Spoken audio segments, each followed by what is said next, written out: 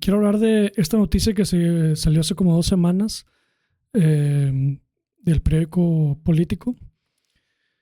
Pero antes quiero iniciar con una frase de Michael Parenti que dejaré aquí arriba. Michael Parenti no sé si todavía es, un historiador, y la dejaré pegada aquí arriba para tenerla presente durante el video, para ver si de repente podemos regresar a ella. Dice: aquellos que equivalen el fuchis a los horrores de Auschwitz están en lo correcto en su condenación moral, pero equivocados en el sentido de secuencia. Dejemos que la cita sea un espectro que embruja nuestra casa. Los espectros suelen rondar por las noches porque es nuestro tiempo de ocio, ¿no? Nuestro espacio más lejano a las responsabilidades laborales y familiares. A veces se les pasa la hora y aparecen por la madrugada cuando estamos dormidos, y luego pasa que nos despiertan por un ruido, una incomodidad. Hay algo muy molesto en los espectros, y es que siempre interrumpen la tranquilidad, ¿no? Y es por esta razón que el ocio es revolucionario, porque es el momento en donde nos permitimos pensar, tener conversaciones internas y conversaciones con otros también. Unas veces con amigos, pero otras veces con fantasmas.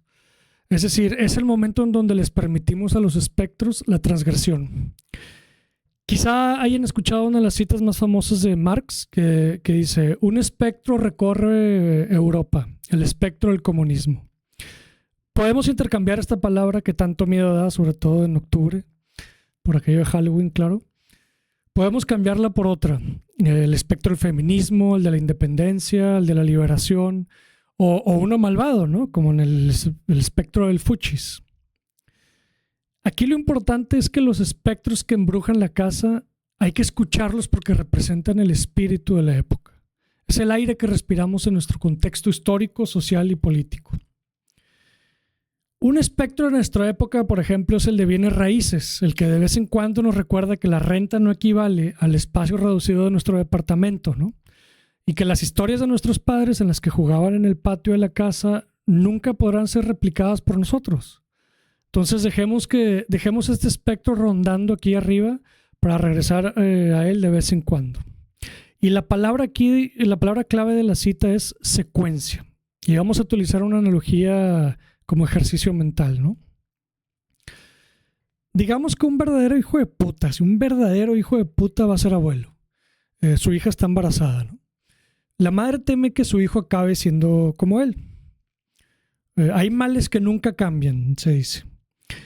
Sería disparatado ver al niño recién nacido y especular que seguirá los pasos de su abuelo. O sea, pero cumple 15 años y hace las mismas transgresiones que el abuelo, cosas que superan, las estupideces adolescentes habituales.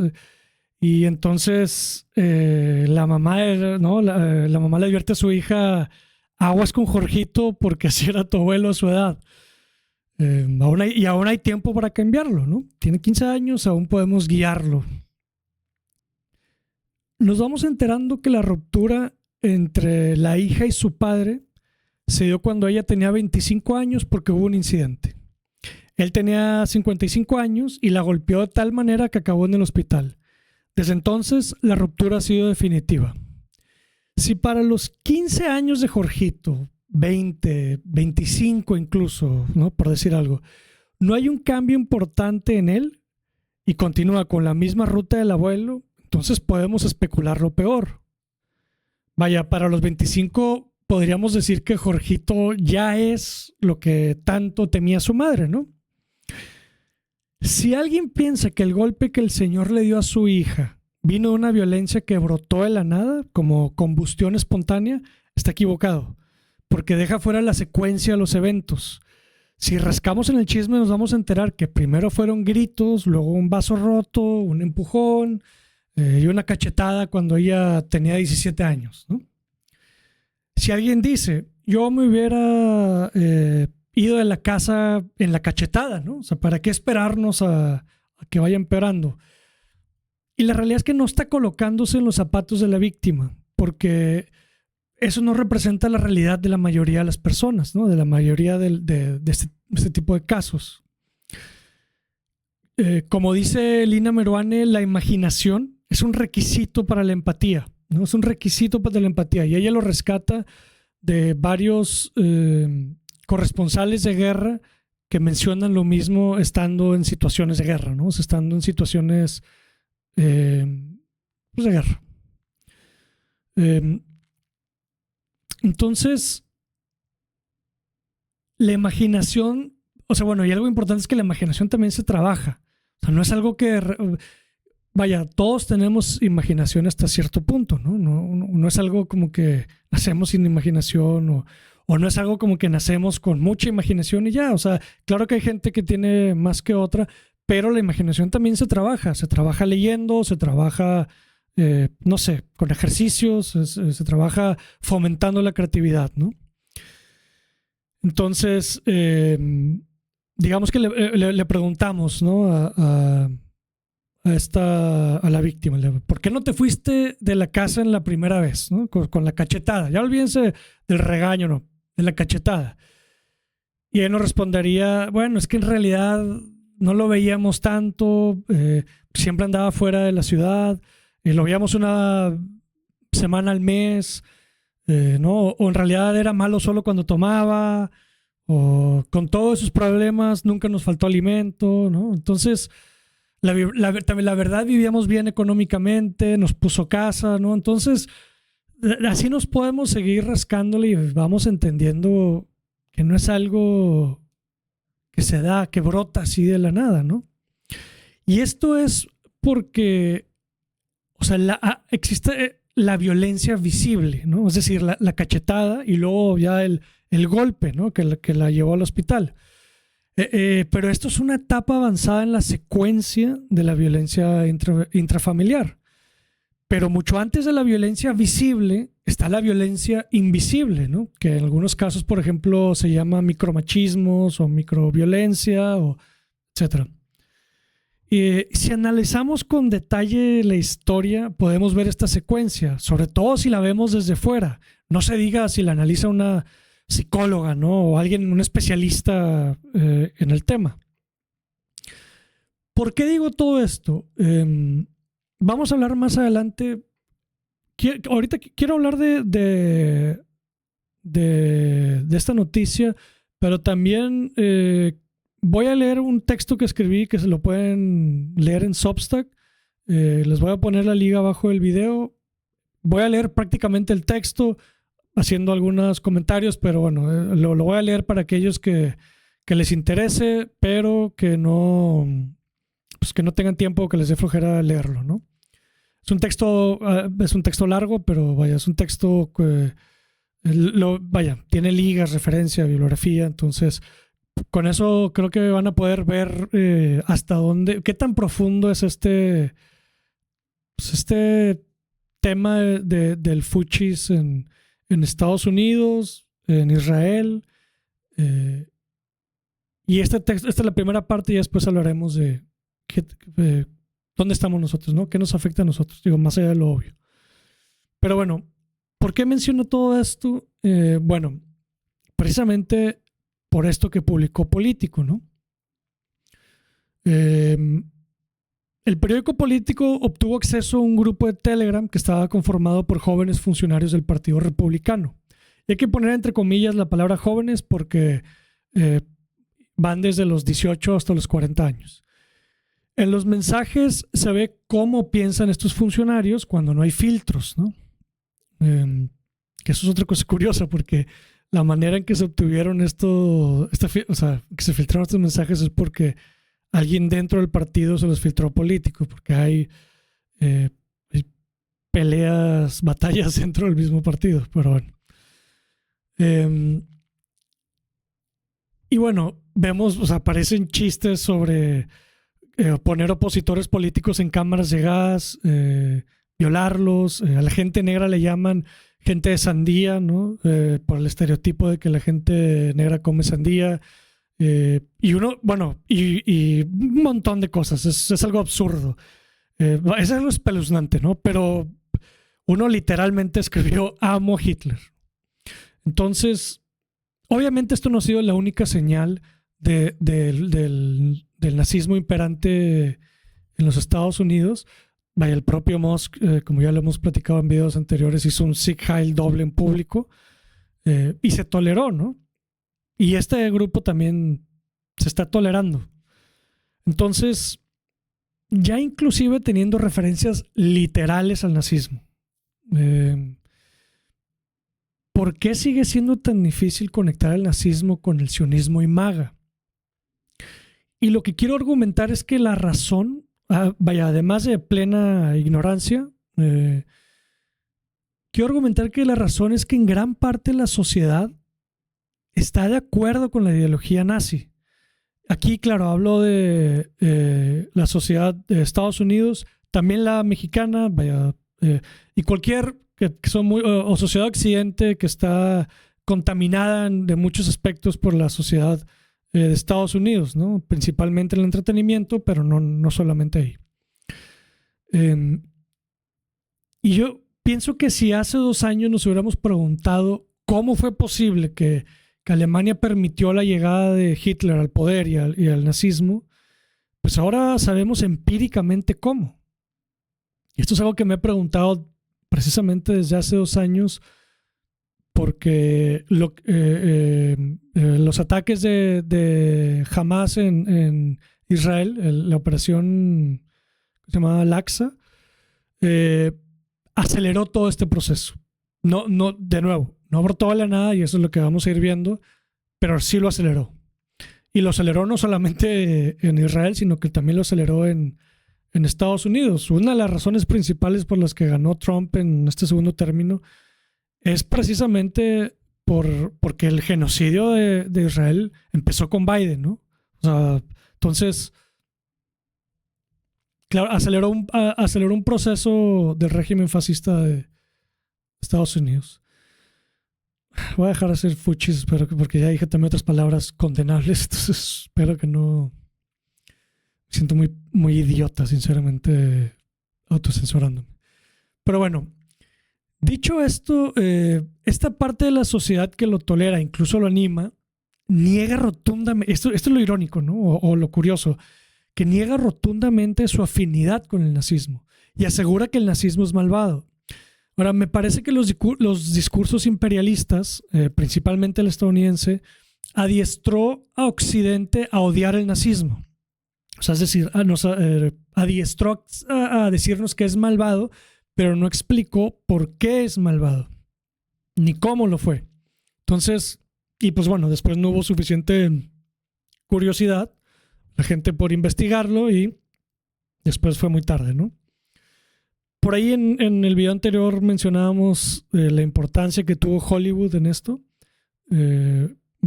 Hollywood es el motor principal de discursos de Estados Unidos, y no nomás de Estados Unidos, pero bueno, aquí nos estamos enfocando en Estados Unidos. Y entonces hay que preguntarnos,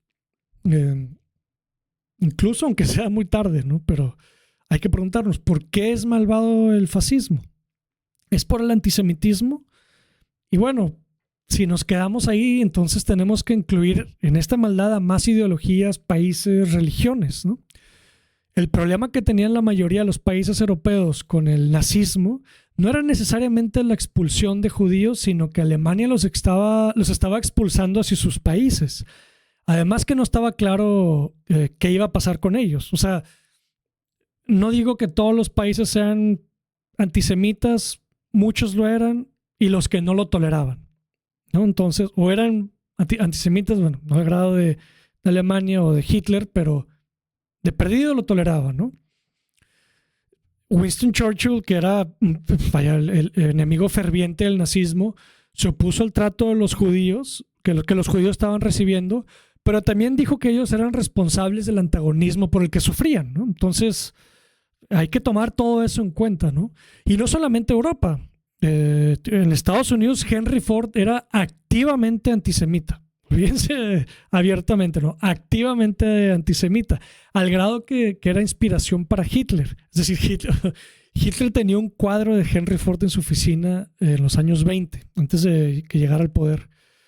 Entonces, no, o sea, no podemos quedarnos en el antisemitismo. Les leo un fragmento de una biografía de Hitler de Brendan Sims, que hay que tomar aquí cuenta, hay un montón de biografías de Hitler. Esta es reciente, esta de las que se escribió hace como 2, 3 años. La ventaja de que sea reciente es que toma en cuenta pues, la mayoría de las biografías que se han escrito desde después de la Segunda Guerra Mundial, pero también al parecer una de las críticas es que está demasiado enfocada, porque lo que argumenta Brendan Sims es que el principal enemigo de Hitler en realidad era el capitalismo, pero bueno, no, con X, ¿no? O sea, vamos a tratar como que utilizar los hechos más allá de las interpretaciones. Les leo un fragmento de la biografía escrita por Brendan Sims. Que aquí arriba, de hecho, están los 3 libros que voy a mencionar. Están cambiando constantemente por si tienen curiosidad. El de Michael Parenti, que es la frase que está arriba, es el que se llama el de Dirty Truths. Es una colección de ensayos. Y el negro es la biografía de Hitler. Entonces dice, si la amenaza iniciada por los americanos del boicot internacional a los Juegos Olímpicos de Berlín nunca llegó a materializarse, fue en gran parte debido al entusiasta apoyo del presidente del Comité Olímpico estadounidense y ferviente antisemita Avery Brundage. Entonces, claro que hubo un boicot internacional de los Juegos Olímpicos, lo sabemos de la tensión que hubo en los Juegos Olímpicos. También no se menciona que los Juegos Olímpicos salió bien, por lo que yo entiendo. O sea, vaya, al menos en los ojos de Hitler fue un éxito, ¿no? Porque Hitler no quería, de acuerdo a Brendan Sims, este odio principal, vaya, esta postura anticapitalista de Hitler en gran medida o principalmente era precisamente por el temor que le tenían a los británicos y a los estadounidenses. Porque Hitler decía que Alemania todavía no estaba listo para combatir a ellos, ¿no? Primero tenía que combatir al este y tenía que hacer otras cosas, entonces trató de mantener las paces con Estados Unidos y Gran Bretaña, inclusive trató de aliarse a ellos para luchar contra la Unión Soviética, pero no lo logró, ¿no? Pero bueno, uno de estos momentos de tensión, de muchísima tensión, fue con los Juegos Olímpicos, en donde Hitler ya era canciller de Alemania, y sí hubo un boicot internacional, pero gran parte por la cual aún se llevaron los Juegos Olímpicos fue porque el presidente del Comité Olímpico estadounidense era fervientemente antisemita, ¿no? Entonces hay que tomar esto en cuenta como les decía en el video anterior, el nazismo, el antisemitismo y aquellos rasgos del nazismo no brotaron así de la nada. No aparecieron de repente, ni siquiera los inventó Hitler, ¿no? Con Hitler se conectaron digamos que convergieron varios puntos que hicieron posible las atrocidades que llegaron a suceder con el nazismo y la Segunda Guerra Mundial. Y bueno, entonces el antisemitismo no es la razón determinante. Entonces nos preguntamos, bueno, ¿será por los campos de concentración, torturas y ejecuciones? Y bueno, los campos de concentración eran llamados campos de trabajo forzado y eso ha existido en muchos países en la historia. Incluso en Gran Bretaña, algo que Hitler también criticaba a Gran Bretaña porque, pues, precisamente por la hipocresía de Gran Bretaña criticando los campos de labor forzado y él diciendo, bueno, ustedes también tenían, inclusive Estados Unidos, ¿no? Pero bueno, digo, ni a quién irle, ¿no? Pero bueno, en Rusia tenían los gulags en el siglo XIX y de hecho Dostoyevsky pasó 4 años haciendo trabajo forzoso y Estados Unidos e Israel tienen campos de trabajo forzoso similares ahorita, ¿no?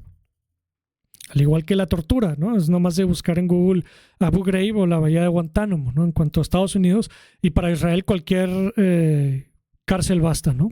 Y como les decía, no recuerdo cómo se llama, pero en una de las colonias británicas también había campos de trabajo forzoso, ¿no? O campos de concentración.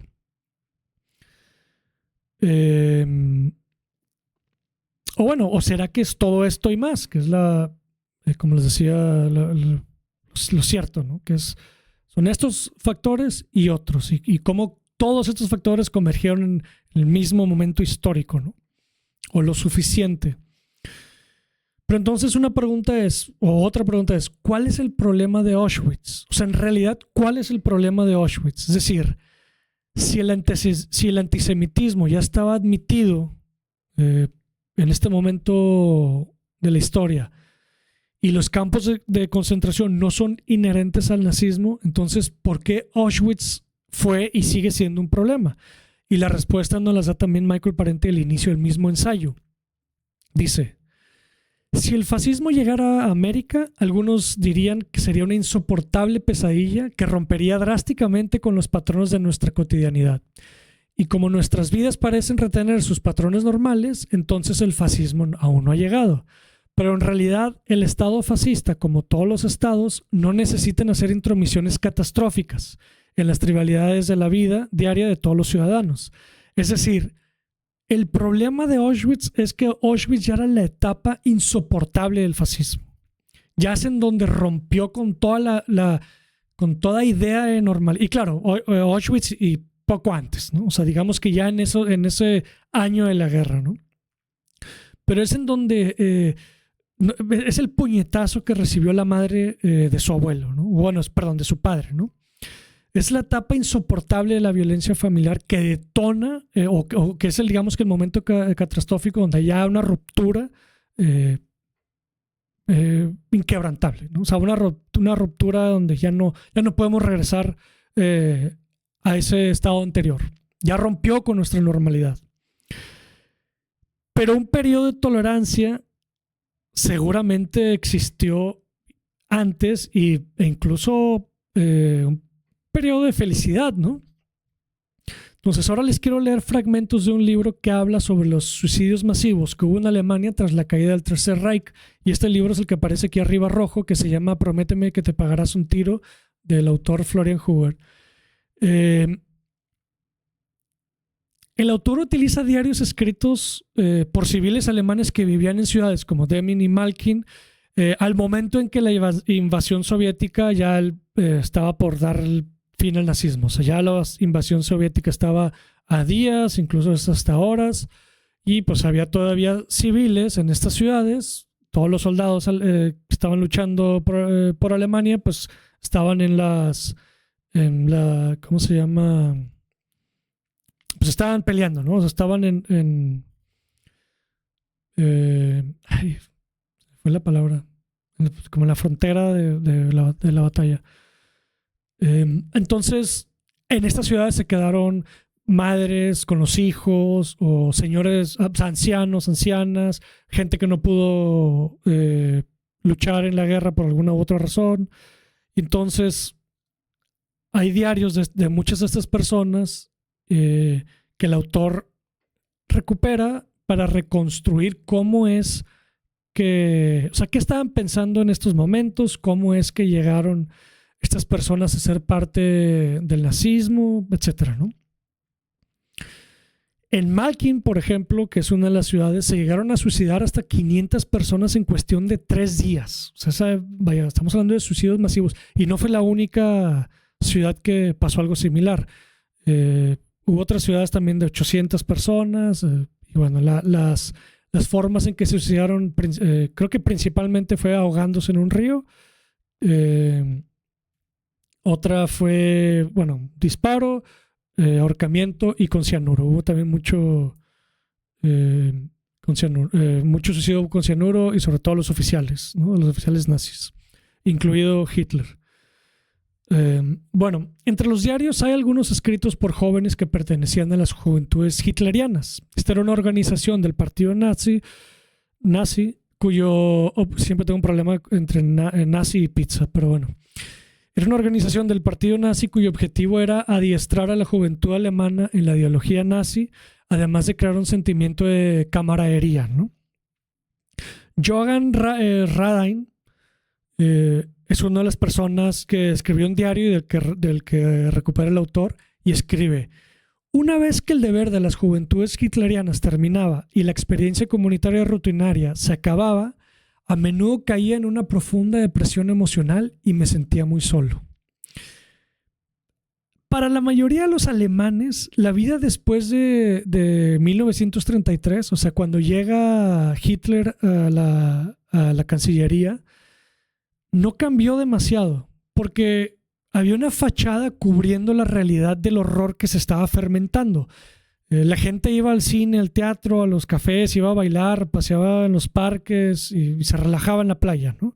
Entonces hay que tomar en cuenta, ¿y por qué? Hay que tomar en cuenta que Alemania venía de perder la Primera Guerra Mundial y que estaba sometida al Tratado de Versalles que le habían impuesto Gran Bretaña y Francia principalmente, que era un acuerdo que incluía una serie de reparaciones económicas muy fuertes y una serie de sanciones, y además que impidía un rearmamento militar de Alemania. Entonces, a esto se le agrega la Gran Depresión que sucede en Estados Unidos, pero por lo mismo de este tratado y de estas sanciones, Alemania dependía mucho del financiamiento externo en gran parte de Estados Unidos. Entonces, agregamos la Gran Depresión y hay una crisis, creo que la crisis más fuerte que ha habido en Alemania, ¿no? En el 29 también, supongo que el mismo año de la Gran Depresión, un año después, ¿no? Hay una crisis sumamente fuerte en Alemania. Entonces, sí, bueno, y además de esto, psicológicamente Alemania era un país derrotado, como decía, después de la Primera Guerra Mundial, y también humillado. Y esto lo refleja Hitler, por ejemplo, en muchos de sus escritos, ¿no? Y lo que hizo Hitler fue proporcionar una fachada de gloria nostálgica y encaminar a la Alemania, al Tercer Reich, hacia un futuro prometedor, ¿no? Como nos dice el autor, un respiro de alivio que dejó a la gente llena de optimismo y alegría. Ahora, no es gratuito que uno de los requisitos para que emerja un régimen totalitario que se ha visto comparando diferentes regímenes totalitarios en la historia es precisamente una crisis económica. Nos dice de nuevo, les leo el autor, esos 6 años y medio de paz durante el Tercer Reich, de 1933 a 1939, brillaron en la memoria de muchos contemporáneos como una época de felicidad. Entonces, esto nos sirve para comprender la secuencia del nazismo. Porque cuando vemos las películas solamente vemos ya el punto, el ápice, ¿no? De este momento en donde ya es imposible vivir, donde ya es imposible coexistir siquiera con las atrocidades del nazismo, como por ejemplo Auschwitz, ¿no? Entonces, sabiendo esto, teniendo esto ya en los libros de historia, ¿cómo es posible que en grupos de Telegram de la Federación Nacional de Jóvenes Republicanos en Estados Unidos, que así es como se llama la organización, cómo es posible que se permita hablar abiertamente de la misma forma que lo hicieron las juventudes hitlerianas? Y todavía peor, ¿cómo es posible que la sociedad los tolere? De nuevo les dio a Johann en su diario, ¿no? Quien estuvo en las juventudes hitlerianas. Dice, por extraño que parezca, fue precisamente esta continuación automática de la vida ordinaria lo que impidió cualquier reacción enérgica y contundente contra el horror. Algo similar pasó, por ejemplo, en Londres cuando Alemania estuvo bombardeando la ciudad, ¿no? Que se sabe que gente seguía yendo al cine, seguía yendo al teatro, seguía yendo a trabajar, ¿no? Hay una cuestión de normalidad. Y bueno, me atrevería también a agregar aquí una falta de ocio, ¿no? Y otra cosa, ¿qué va a pasar con ellos después? O sea, ¿qué va a pasar con este grupo de juventudes del Partido Republicano, asumiendo el mejor de los casos en el que el fascismo de MAGA falle, ¿no? O sea, ¿cómo van a reintegrarse ellos a la sociedad? Cuando Hitler y Alemania perdieron la Segunda Guerra Mundial, hubo un proceso de desnazificación. Claro, los oficiales de nazis, muchísimos de ellos se suicidaron, ¿no? Incluido Hitler, Goebbels, otros. Hubo otros que los capturaron y a ellos los enjuiciaron en Nuremberg y prácticamente a todos, salvo alguno que otro, prácticamente a todos los ejecutaron. Creo que a todos, sino la mayoría los ahorcaron, ¿no? Entonces, pero bueno, también había un montón de gente de alemana que obviamente no podías hacer eso con toda la gente que de alguna manera fue simpatizante o afiliada al partido nazi, ¿no? Entonces hubo un proceso de desnazificación que tomó 2-3 años en donde estas personas estuvieron en la cárcel, hubo una serie de entrevistas, hubo una serie pues por ejemplo, la filósofa Hannah Arendt fue a Alemania a hacer una serie de entrevistas en diferentes partes, en diferentes ciudades, también para tratar de comprender esto, para tratar de pues evitar esto en un futuro, ¿no?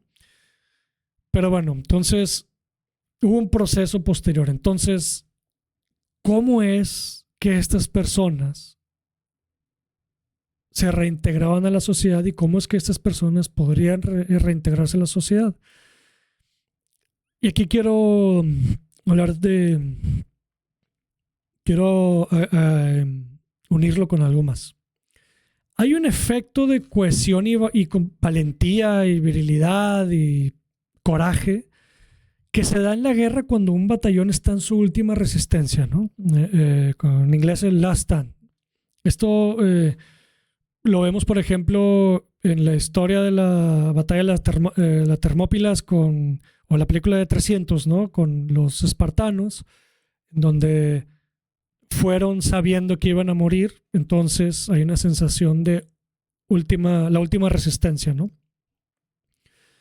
También esto también pasó inclusive en Alemania, cuando los soviéticos pelearon con los alemanes ya en sus últimas batallas, es cuando más difícil fue, sobre todo cuando, por ejemplo, después de la llegada a Normandía, cuando los estadounidenses, los aliados, pelearon con los alemanes, batallaron bastante, y de hecho no recuerdo quién había sido ese general, pero hubo un general que fue muy criticado precisamente por Eisenhower y otros generales de Estados Unidos porque no avanzaban, porque estaban batallando mucho con las últimos batallones de alemanes, ¿no? Y bueno, una de las explicaciones, y de hecho algo en lo que quería Hitler, pero pues obviamente antes de X. Una de las cosas es que aquí es abrir otra cosa, pero bueno, X.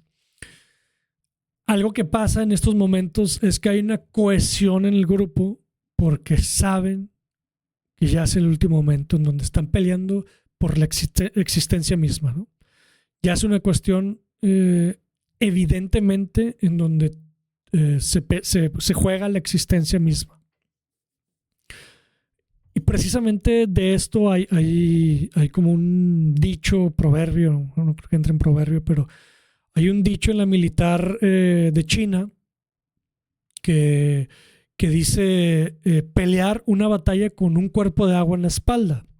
Y esto es por lo mismo, porque cuando hay un batallón que tiene un cuerpo de agua en la espalda, imagínense un río, un mar, lo que sea, esto lo pueden recordar en la batalla en la película 300, la opción ahí que tienen los soldados es o ahogarse o pelear con todo por la supervivencia.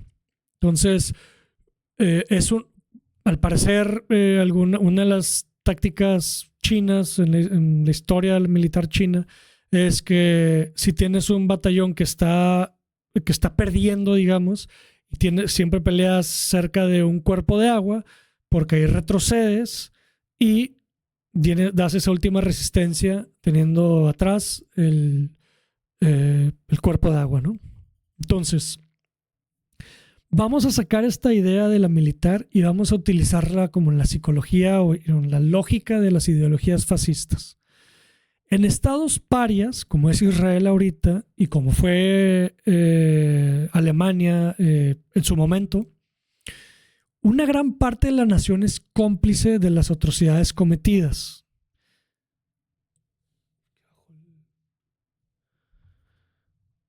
Es decir, en estados parias, una gran parte de la nación es cómplice de las atrocidades cometidas. En el caso de Israel, la gran mayoría de la población está de acuerdo con el genocidio, y esto se sabe porque lo han demostrado varias encuestas.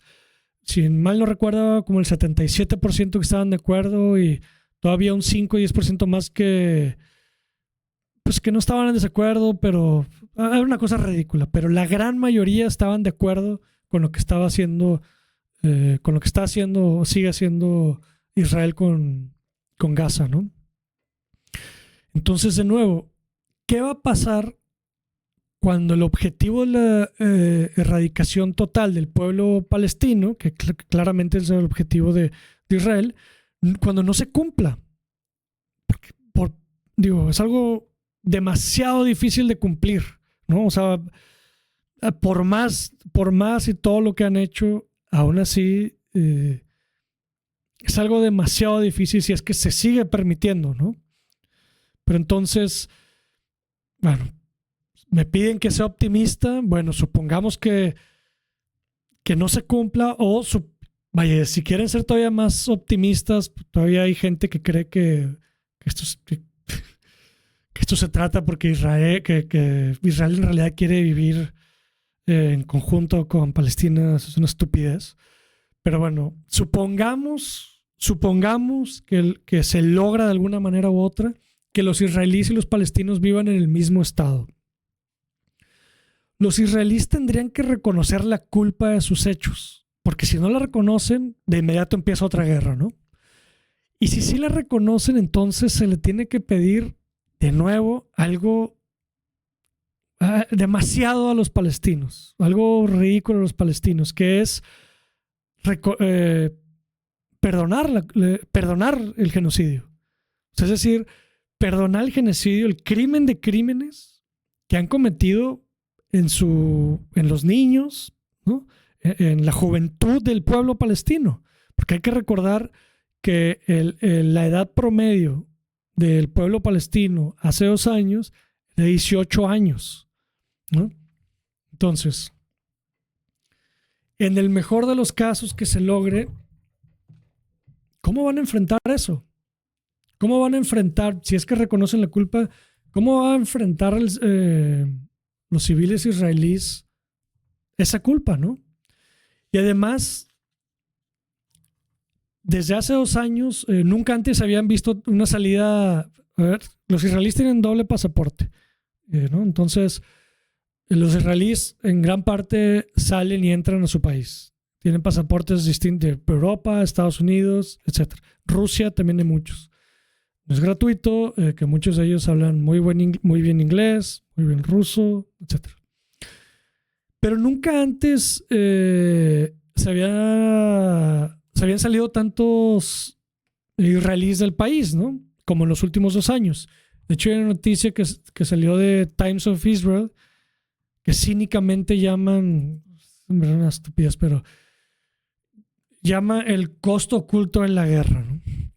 Y dice, más de 125,000, creo que si lo pueden leer aquí.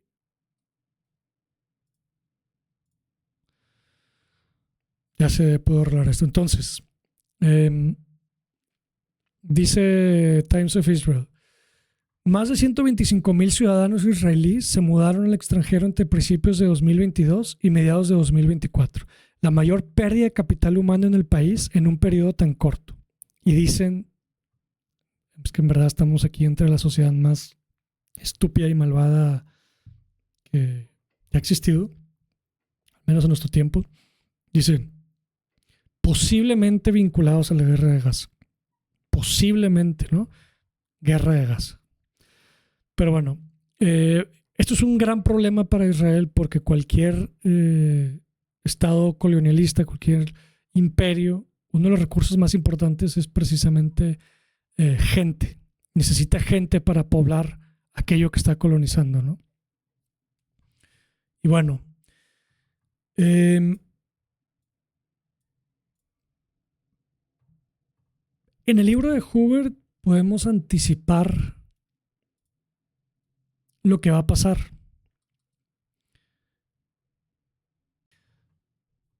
Podemos saberlo precisamente por los diarios, ¿no? Y, por ejemplo, hay una mujer que perteneció a las juventudes hitlerianas desde que tenía como 14, 15 años, y después de la guerra escribió un libro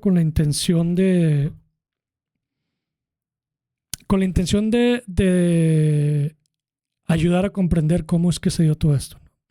Escribió su trayectoria, digamos, por las juventudes hitlerianas y por el nazismo, ¿no? Que llamó Conclusiones.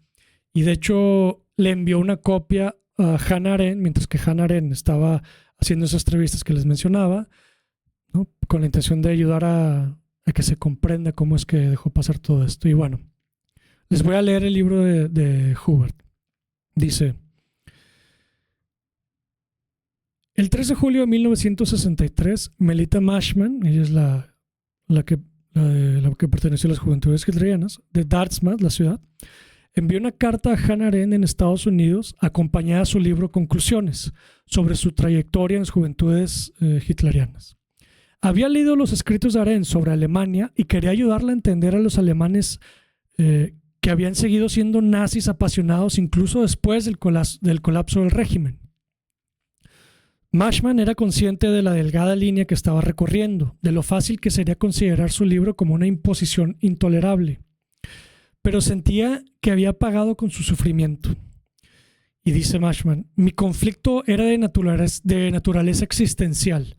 Podría decirse que era una batalla a vida o muerte. Continúa Huber. El libro adopta la forma de una carta ficticia a su amiga judía de la escuela, Marianne Schweitzer, de la que se había distanciado al comenzar su carrera nacionalsocialista. Previamente, Huber nos habla cómo Melita Mashman era muy cercana a una amiga judía que tenía en la escuela, y conforme se fue adentrando en las juventudes hitlerianas, fue haciendo a un lado esta amistad, ¿no? Entonces ella, cuando escribe su libro, lo hace de una forma, con recurso narrativo, de forma ficticia, le escribe una carta a esta amiga, ¿no? En la historia de esta y regreso a Hubert. En la historia de esta tradición oculta, reprimida pero nunca olvidada, vio la tragedia de su juventud. Melita Mashman fue una de las primeras en romper el silencio, en contar la historia personal de su participación en el nazismo. El resultado es el tumultuoso autorretrato de una joven que había querido amar, pero que se había dejado arrastrar por el odio. Y dice Mashman: podemos atravesar la frontera entre el bien y el mal sin darnos cuenta. En 1963, las dos amigas se volvieron a encontrar en Alemania. La historia de la vida de Mashman, el motivo de su reencuentro tras 26 años, se interpuso entre ellas como un muro de plomo. Después de leer el libro, Marianne sabía demasiado como para querer hablar de ello con Melita. Marianne era la amiga judía. De nuevo, el silencio fue la única respuesta. No volvieron a verse. Entonces nos podemos dar una idea de qué es lo que va a pasar cuando estas personas que han sido partícipes de un estado paria y que después se van a tener que enfrentar a una sociedad que los va a rechazar, ¿qué es lo que va a pasar, ¿no? ¿Cómo van a poder reintegrarse a ella? ¿Qué es lo que va a pasar, ¿no? Les voy a leer un poco más de esta novela, no es una novela, del libro de Florian Hubert, porque cuando digo suicidios masivos, algunas personas que ya sabían que había pasado eso, pero lo que no me cayó el 20 es que es algo muy importante de estos suicidios, ¿no? Repito, aquí en esta ciudad vivían las señoras, ¿no? Gente grande, y las familias, los niños, los adolescentes, etc. Entonces, cuando se toma la decisión de cometer un suicidio, de suicidarse la familia, las madres no solamente tuvieron que ahorcarse a sí mismas, sino que primero o padres o ancianos, etc. Pero las madres tuvieron que ahorcar primero a sus hijos de 2, 3 años, 5 años, ¿no? Tuvieron que ahogarse en el río con ellos. Lo que hicieron fue ponerse piedras en la ropa para que, para que no hubiera opción de sobrevivir. Primero dispararon a sus familiares y luego a ellos mismos. Pero también hubo casos, vaya, nada más imagínense el trauma generacional que va a ocasionar esto en cualquier sociedad, ¿no? Pero también hubo casos en donde por alguna razón u otra, alguna de esas personas no se suicidaron, ¿no? A lo mejor y en el instinto de supervivencia lucharon para no ahogarse y fue la única persona que sobrevivió de toda la familia. Hubo otra ocasión, otra forma, otra ocasión, porque pasó varias veces, es una que les quiero leer, ¿no? De aquí mismo este libro, así es como cierra el libro precisamente. Dice: el 26 de enero de 1959, un empleado comercial de 55 años se presentó ante el tribunal del jurado en Hannover. Este es el tribunal, aquí es donde les mencionaba de este proceso de desnazificación, ¿no? Paul Kittel, esta persona de 55 años, había sido acusado de un homicidio múltiple que supuestamente habría cometido 14 años antes en la pequeña ciudad de Malkin, en Mecklemburgo. Se instaló en Alemania Occidental en 1955 tras 10 años de cautiverio, 10 años de cautiverio soviético, ¿no? Su antigua ciudad natal, Malkin, que es una de las ciudades que les mencioné antes, está a unos 30 kilómetros al sur de Demmin, que es otra de las ciudades que les mencioné, y comparten el río Pin. Malkin y Demmin, ¿no? Dos ciudades unidas por el mismo río con la misma historia. El 30 de abril de 1945, el Ejército Rojo también entró en Malkin. Grandes partes del centro de la ciudad ardieron. La gente se lanzó en masa al río Pin para ahogarse. Más tarde se supo que 500 personas se habían suicidado en Malkin en 3 días. ¿Por qué lo hicieron? ¿No? Primero es, y esto antes de continuar con la cita. Bueno, uno es el miedo que tenían que los soviéticos los capturaran, ¿no? Porque iban a como pasó, iban a violar a las mujeres, iban a violar a las adolescentes, a las niñas, iban a torturarlos, quién sabe qué iba a pasar. Y uno de estos miedos que tenían era principalmente porque los mismos alemanes hicieron lo mismo, o sea, los propios alemanes hicieron lo mismo cuando estuvieron peleando con los soviéticos y cuando capturaron ciudades soviéticas, ¿no? Entonces, uno era el temor que se le tenía a la venganza y a las represalias de los soviéticos, y dos, la tremenda culpa que sentían, ¿no? Porque en este momento también se sabe que o sea, ya se sabía, ya se había dado, ya había pasado en la radio el suicidio de Hitler, ¿no? Entonces, cuando Hitler se suicida y deja desamparada, digamos que a esta sociedad que apostó por completo en Hitler, ¿no? En esta figura y en el nazismo, que vaya que de repente se les cae el centro, la única forma, el único destello de optimismo. Entonces de repente se encuentran desamparadas, se encuentran con esos temores y se encuentran con un sentimiento de culpa gigantesco, ¿no? Entonces, regreso a la cita. El primero de mayo, Paul Kittel cogió la pistola de su vecino, que ya estaba muerto. La utilizó para disparar primero a su mujer y luego a sus 2 hijos, Ulrich y Joaquín, de 13 y 14 años. En el juicio declaró que los 3 se lo habían pedido. Cuando Paul Kittel finalmente apuntó el arma contra sí mismo y apretó el gatillo, el arma no disparó. No pudo llevar a cabo el suicidio ampliado porque no tenía suficientes balas. Entonces en el juicio se declaró que Paul Kittel claramente no estaba en su sano juicio y salió pues no se le declaró culpable, ¿no? Entonces, podemos anticipar qué tipo de cosas van a pasar. Claro, en Alemania hubo la conclusión del nazismo fue dramática, ¿no? Porque fue una conquista de los aliados, principalmente de la Unión Soviética, literalmente a la ciudad de Alemania, ¿no? Entonces también por eso se dieron todos estos suicidios masivos, incluido el de Hitler, que Hitler se casó un día antes, creo, en el búnker y luego se suicidó junto con Eva Braun.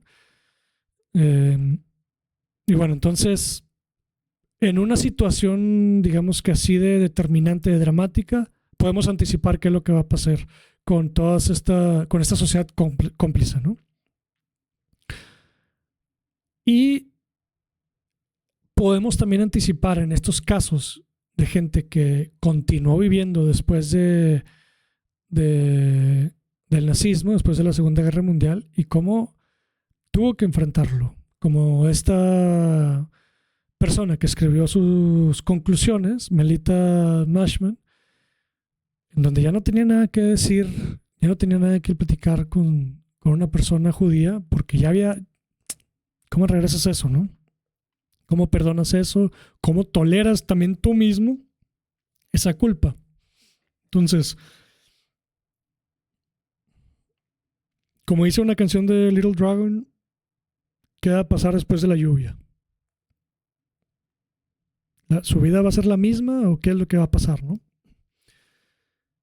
Y ahora, esto de cierta manera está pasando ya o se están viendo ciertos indicios en Estados Unidos por otra cosa que les quiero platicar. Como les decía en el video anterior, la secuencia del nazismo, más bien, en la secuencia del nazismo, las cámaras de gas, los campos de exterminio no eran la primera opción. No eran... Se sabe, o sea, se estima... Estoy arreglando la noche.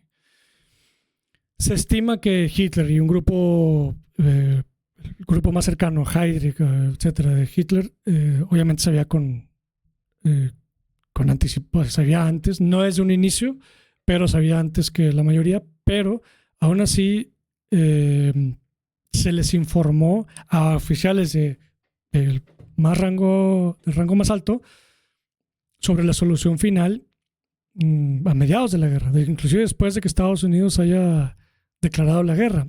Y esto se dio en la conferencia de Wannsee, como les mencionaba en el video anterior. Esta película se llama La Conferencia y retrata la conferencia de Wannsee. Creo que hay como 3 otras películas. Esta película salió hace 1 o 2 años. Es alemana, creo. Está en alemán, pero no recuerdo si era alemana o neerlandesa, pero creo que también hay una británica. Supongo que cualquiera basta si les interesa saber sobre la conferencia de Wannsee, ¿no? No hay mucho que se pueda agregar o quitar, o bueno, no hay mucho que se pueda hacer narrativamente, ¿no?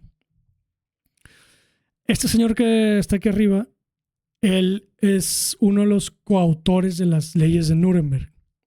Entonces, las leyes de Nuremberg fueron las leyes que empezaron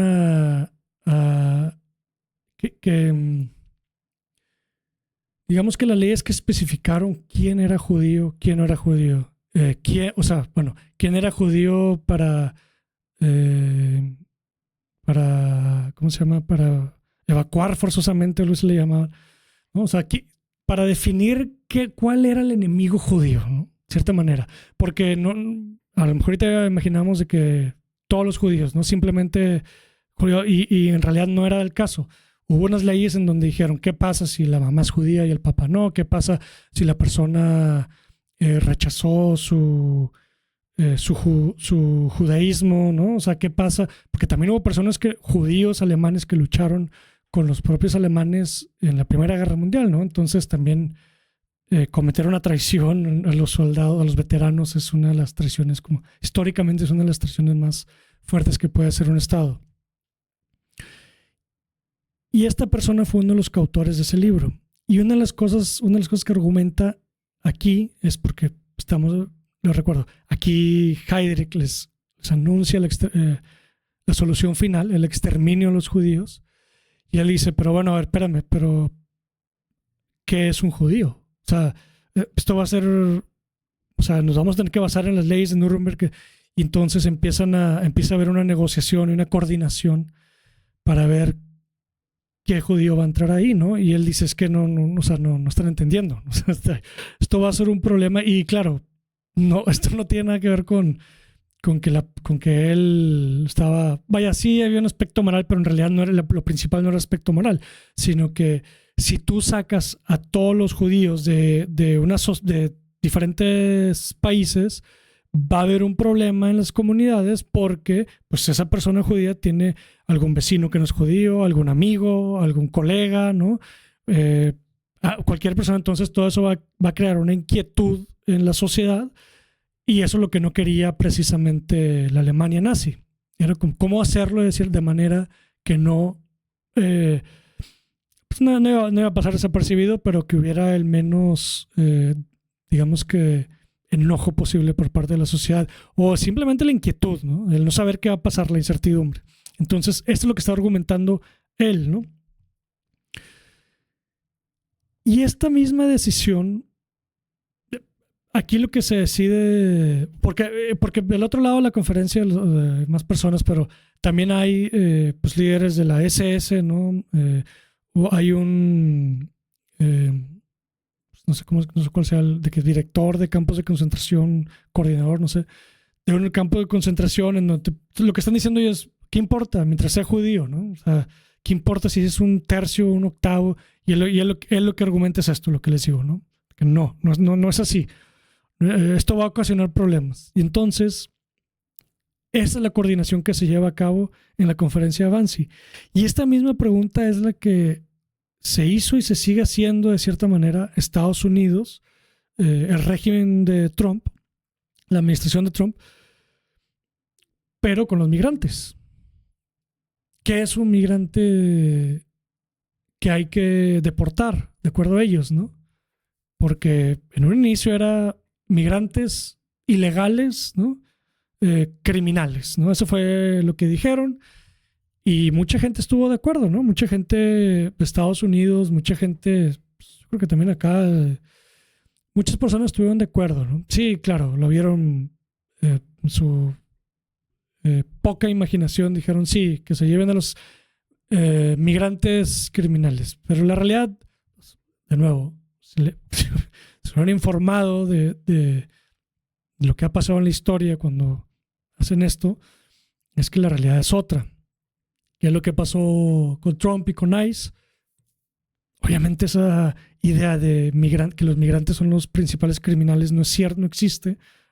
Hay un chingo de estadísticas que demuestran lo contrario, que de hecho los migrantes que están ilegalmente en Estados Unidos son los que luego menos cometen crímenes, porque son los que más tienen que perder y son los que más desapercibidos quieren pasar, ¿no? Entonces, obviamente eso no es la realidad. Y entonces, cuando empiezan las redadas de ICE, pues empiezan a deportar y agarrar gente, lo que ellos, según ellos en la prensa, es migrantes criminales, que en realidad incluye migrantes.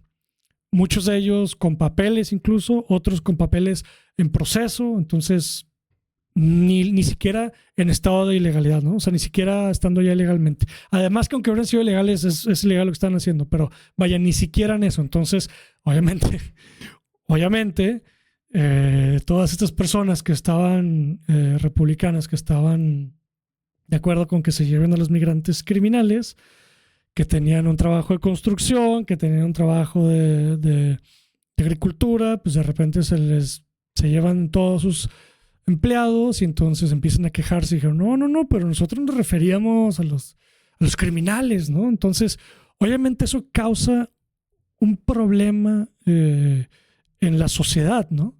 Y bueno, tienes otro ejemplo, por ejemplo, en California, en Chicago, ¿no? En donde la misma sociedad se opuso a eso porque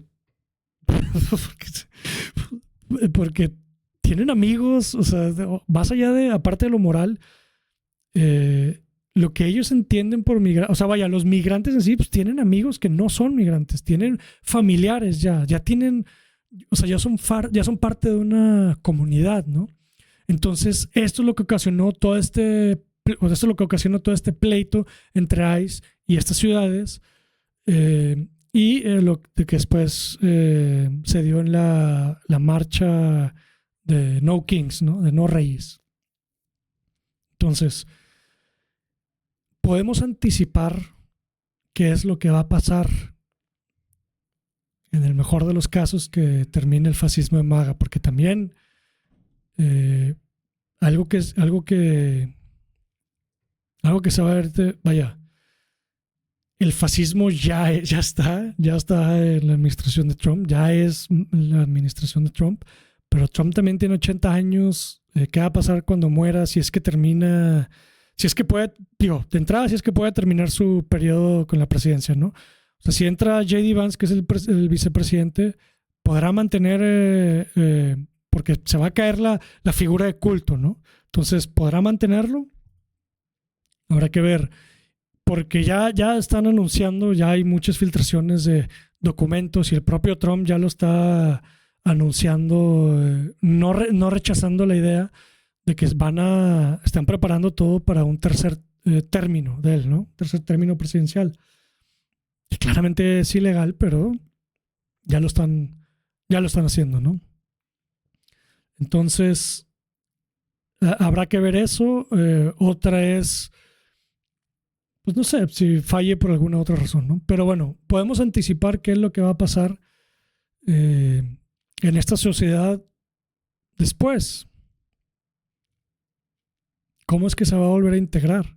Si es que se vuelve a integrar. O si no, de nuevo, como pasó antes, se va a quedar ahí el fascismo latente, ¿no? Pero bueno, voy a dividir el siguiente video, voy a hablar sobre, ya voy a leer el ensayo, que es el ensayo que se llama. Métanse, los que estén interesados, suscríbanse al Substack. Este es el ensayo que les voy a leer.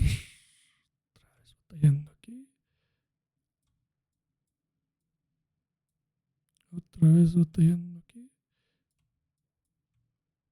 Con todo respeto. Bueno. ¿Pero quién es? 2025 y sale espacio ocupado por el fascismo.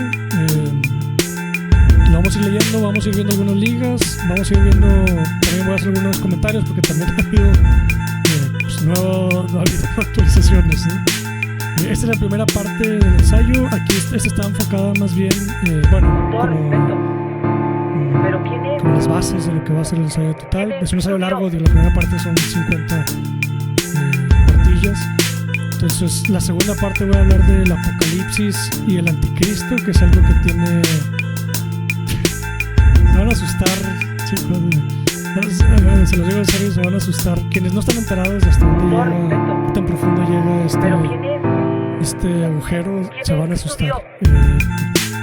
Pero bueno, en el segundo vamos a hablar del apocalipsis y el anticristo, de personas, por ejemplo, como Peter Thiel. Y en el tercero, chance habrá un cuarto, pero al menos el tercero ya se va a hablar del sionismo. Y si llega a haber un cuarto es para hablar específicamente de Palestina.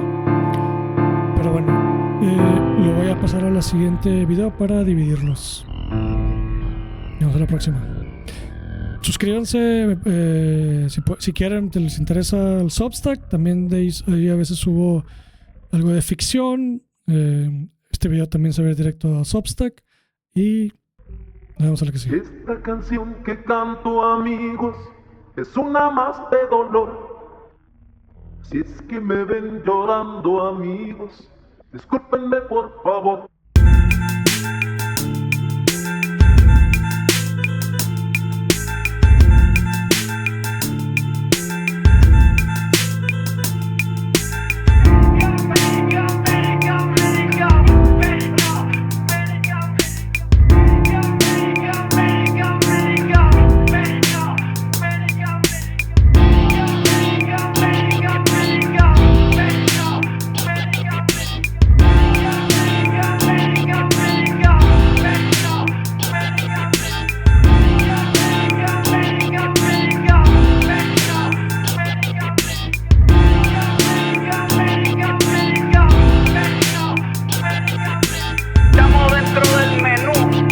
Se llama Tupac, por Tupac Amaru del Perú. América no es solo USA, papá. Esto es desde Tierra del Fuego hasta Canadá.